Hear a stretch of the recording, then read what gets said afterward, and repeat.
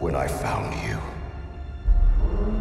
I saw raw, untamed power.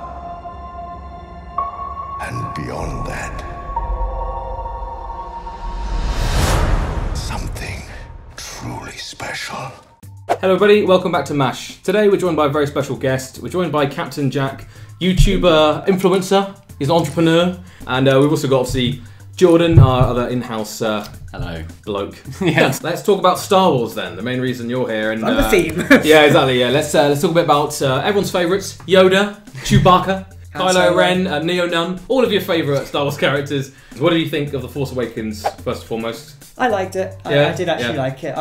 The bit where the X-Wings come over water, the March of Resistance, cool. I really love that scene. It was I think it's hard to deny that it's full of amazing moments. Yeah. Like the TIE fighter is coming over that, it's on Maz Kanata's planet. Oh yeah, that's it. Yeah. But the X-Wings, it's like, it's Resistance and they fly and you've got that bit of brand new music. But you also had all the internal references to the old series, or the old things. You had Akbar, you had Nine Num, there was a reference to Lando hidden somewhere as well. Yeah. You've got Lord San Tekka, who is Church of the Force, which is connected to Rogue One. Yeah. So I thought I knew Star Wars, but apparently I know nothing. Oh no, Captain Jack, he's on the ball. This reason I kind of bring it up is because obviously people did feel like it was a retread a little bit of A New Hope. And there's also obviously fears of the new film being Last a retread Jedi, of Empire? Empire Strikes Back. Well, the trailer looks like that, I think. It does. You've got walkers marching on a rebel base on what looks like a snowy planet. But Yes, we've learned that Crate, which is a planet's called, is not actually snow. That's just like a layer of dust. Dust, yeah. That's semantics really though, isn't it? yeah. You've got the resistance in the trenches and the walkers coming towards them. There's white powder either way. Yeah. I'm looking forward to the new film. I'm hoping it won't just be a complete retread.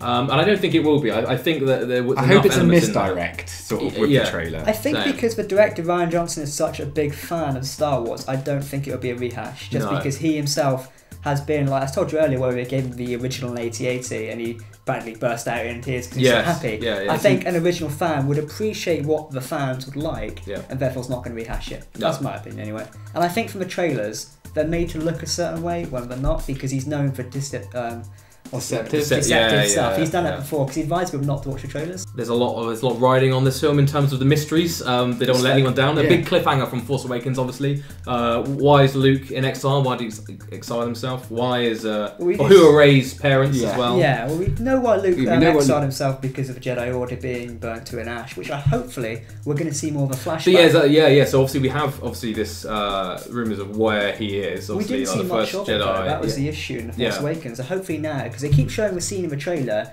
where his hand reaches up and he's crouched down to R2, I can believe, and they're looking at a burning temple. But we never saw much of that. But it was the same scene in Force Awakens. So it's like, are we going to get? It's in the trailer. That scene's in the Force Awakens trailer. I mean, you presume that's his academy for New Jedi. But in terms of secrets and kind of more cliffhangers, there are rumblings of like another massive twist.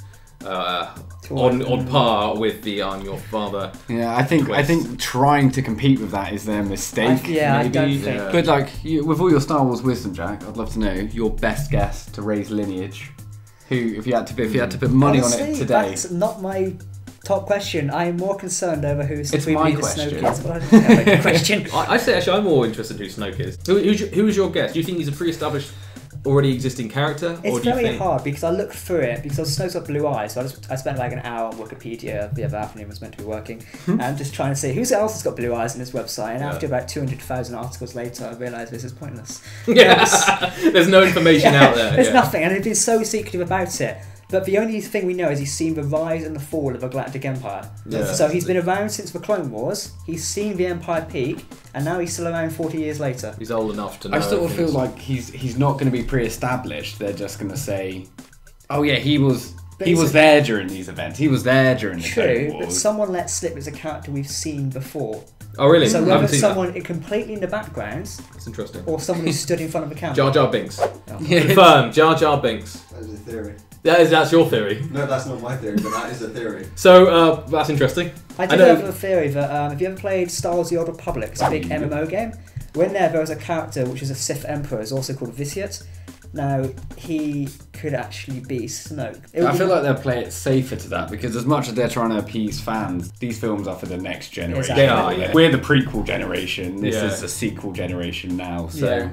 it's a hard balance. It's definitely a hard balance to fill. And what are you hoping for in terms of like Snoke's lineage or Rey's parents and everything? What are you hoping for from the new film? I'm hoping Snoke is going to do fan service to the real hardcore, maybe Legends fans. In fact, this guy could potentially be someone we know. It would be really cool if he was maybe like a puppet of some other force from a different galaxy who lore fans. So you're thinking Wizard of Oz style? That's not his appearance. That's interesting because he was a hologram. Again, like obviously the large hologram. Well, they thought he was like 12 foot. No, he's still actually 7 foot or something. Yes, so yeah. He's got these new guards. He's got have you heard of the Mega Class Star Destroyer? Yes, which is the Executor turned around. I was going to say, what's interesting actually with the Star Destroyer thing is that in The Empire Strikes Back they were using they had a big Star Destroyer. A Star Destroyer. So yeah, again, that fuels the flames of retreading old ground. It's just Star Wars, but bigger. Yeah. The new series. Yeah. So I mean, the benefit of this film is it does pick up immediately where Force Awakens left off. The scene will start exactly when she's handing over the lightsaber. Yeah. What if you just turn around and go, "No, it's not mine"? Yeah, he's like, I don't want you here. Can you've got a receipt? Well, so, what are you hoping for from the? I don't think it's the case. I would be happiest with Rey being a Kenobi. Yeah. Of the lineage granddaughter. As for Snoke, I'm not too invested in the character either way, really. Would you be disappointed if he was nobody? He was a brand new character. I would be, given the fact the amount of theories which have gone around so far. We've been teased, so it's kind of like there's got to be something there. It may just be light, and in fact, it could be someone who's been a background character studying the Senate 20 years ago. On one of those like a little one of those little podium things. Yeah, sort of But it still could be quite a good idea though to have that like back bloke there is now be supreme. That's better than a completely new character in a way, isn't it? Yeah, because that's one thing I have a problem with Star Wars is when they start introducing, we've got new planets. I'm sorry, but there's like 19,000 other planets you can already play with. Yeah. If you're rewriting lore already, just take one of those like Corellia. We've not really seen that, so it's like, come on. No, and I'm hoping for a big twist as well. I like it. I like it when you're invested already in the characters, not like on a film. Star Wars is such a thing that we've all grown up with, and we've seen all of those kind of films, all the spin-offs, played a lot of the games, and obviously we'll talk about Battlefront quickly in a second as well. And so you're really invested in all of the lore, all the characters. Exactly. And so it means much more when there is a twist to that than say some movie that comes out. Any twist you're expecting, like not knowing what the twist is, but we know there will be a twist. It sort of lessens it already. Yeah. On that note, we see in the trailer Leia's flagship is getting shot at. Now, fun fact, that flagship's actually called the Varys, which obviously, if you're a fan of Rogue One, links exactly back to Rogue One, where the Admiral was called Admiral Varys, which is really cool. Now, my only problem with that thing is, if that ship's going to get destroyed and is seen as like the destruction of Resistance, well, fun fact, Admiral Akbar's ship Home 1 from Return of the Jedi is meant to be present in that battle. Surely a more fan service would be to have that ship destroyed. And see, for all the fans out there, to see Home 1 burning away and being destroyed. Yeah. Before we move on to Battlefront, I just want to clarify, Rogue One or Force Awakens, which do you prefer? I don't know, to be honest, because I really did enjoy Rogue One. It was such a fantastic film, especially with the Alliance's space battle and Blue Leader and all that. It was really cool, because we got to see the Rebel Alliance in actually a good new cinematic and without a superhero on their side, just Jedi, soldiers. Moving on to that as well, actually, I guess, on Battlefront 2 quickly. That storyline was quite good. I haven't played through it myself, but I'm aware of the storyline. They did a great job writing. So Jack's also done a playthrough apparently. Exactly. By the time this comes out, I'll be covering the extended campaign, the DLC we get next week, which ties in back to the Last Jedi. So it all comes back into one big plug for Jack. I'm really looking forward to finding out what happens in that, because I have seen the campaign. I watched it on YouTube. I didn't play it. I just watched the Jack's playthrough. I watched Jack's playthrough. But yeah, some really good characters in there. Some really interesting writing. Some great visuals as well. Naboo coming back was a great touch. Seeing Leia as like Naboo. Yeah, it's really cool. My only issue with the campaign from a storyteller and writer's perspective is it was a bit too cliche, especially for marketing. Then again, what to expect? Marketing is marketing these days. I mean, we had the same issue when it came to Halo 5. The greatest fight of the century, they punched each other for like 5 seconds. It's like, she wasn't meant to be the hero of the Empire, but people say, why would she defect? They were literally burning her own citizens. They were burning her own family. They were setting storms of fire to kill them. So I agree with that. Like, you probably would have a problem with that. Cover recently on that again there, they've said about microtransactions in Star Wars Battlefront 2 again. There's still ongoing debate over whether that will actually be present in the game. We did get a hint yesterday where it said they might not be coming back at all. No microtransactions. That's interesting. Yeah, they hinted again today. They hinted again today? They probably won't be coming back. If that's the case, EA, I will buy your game. Yeah, John's got a real grudge against. We've had a vote down there. They're like, quick, take them out. So what do you think of the possibility of EA losing the license to Star Wars games after the whole debacle of them messing up the microtransactions? Theoretically, well, actually not theoretically, looking at it, they've only really messed up once. The complaints about Star Wars Battlefront 1, or 2015 as I call it, I don't think are justified.